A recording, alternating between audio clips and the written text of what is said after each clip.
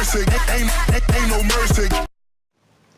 Ant-Man and the Wasp is the sequel to the 2015 Ant-Man, which is, by the way, a really good movie. It surprised the hell out of me when it came out. I pretty much thought it was great despite a few problems with the villains, and that it's not as, I would say, as special as some of other Marvel movies, but I did think this was a really good and really fun film overall. And it takes place right after the events of Captain America's Civil War, where Ant-Man fought with Captain America and the whole Civil War thing happened. And now he's under house arrest and is trying to get along with his family after these events. And the quantum realm had been open, and Hank Pym and Hope Van Dyne is trying to find Janet, who had been stuck in the quantum realm, and Ant-Man is trying to coexist with his family, and this is kind of more of a personal movie. This is more of a small scale film than other Marvel movies, and while it isn't as big as some of other Marvel films, it is in the same level as an Ant-Man. And that's what this film really needed to be. A small heist film, and it worked really well. I think this movie is better than the first. I'm gonna say I think it is better than the first. It is really fun, really funny, great humor, especially from Paul Rudd. And Hope Van Dyne, oh my goodness, she's so good. Evangeline Lilly plays her so well. I love this character better than in the first.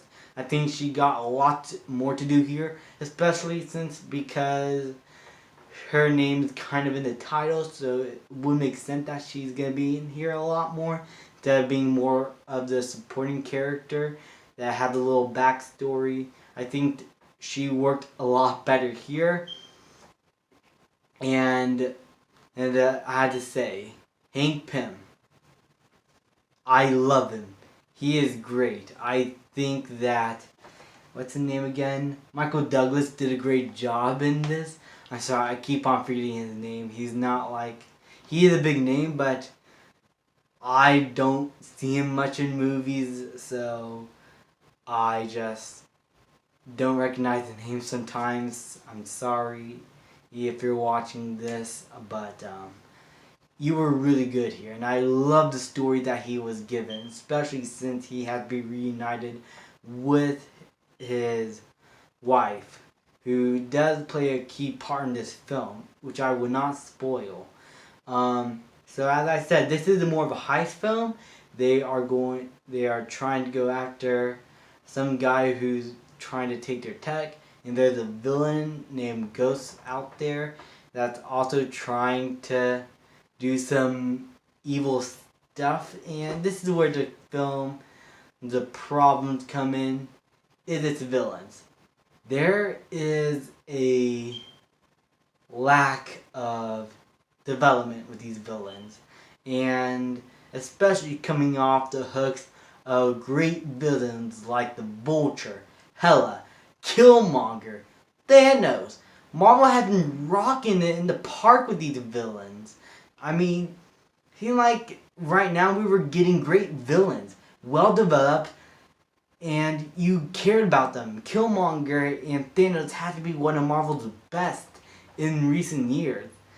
And then we get to Ghost, and that one guy that's trying to do other evil stuff. They're really forgettable, actually.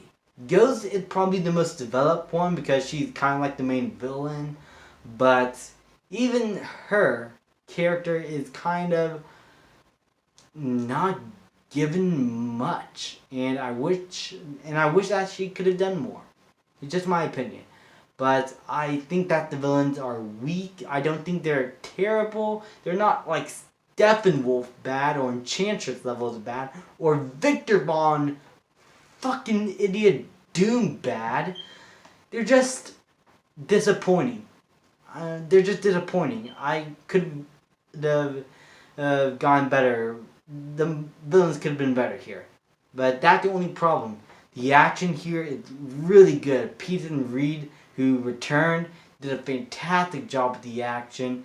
Well paced, small scale, but really fun to watch. And I love the soundtrack. It is really fun, really energetic, and this film had a really fun vibe to it.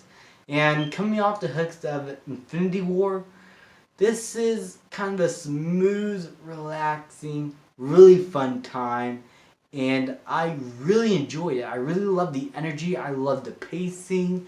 I love the writing, especially the dialogue here is so good, especially from Michael Douglas and Michael Pena, who is fantastic in this film. He's really funny. I think he's probably even more funny than in the first Ant-Man, which he knocked it out of the park with his humor.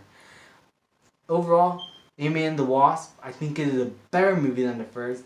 Could have improved the villains, but that's the only problem I have. I thought the writing, the pacing, the action, and the story was all good. The actor did a great job, and Peyton Reed was an excellent choice to return to direct.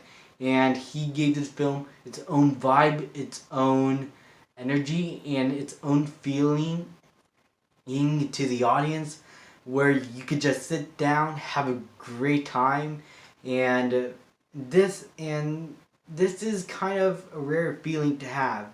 I haven't had such a good fun time at the theater since Thor Ragnarok, and I love it when Marvel does these kind of films. It just, I don't know, it's just my type. This is just my type of film. Just lay back, enjoy the film, what's giving you, while it's presenting good characters and good storytelling.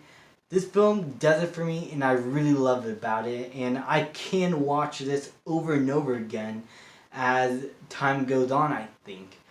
This is one of those rare films that I'll probably rewatch multiple times in weeks until I get a little tired of it, and then just come back watching it. So I would see this again. I would highly recommend it. I think it's better than the first. I'm going to give Ant-Man and the Wasp an A.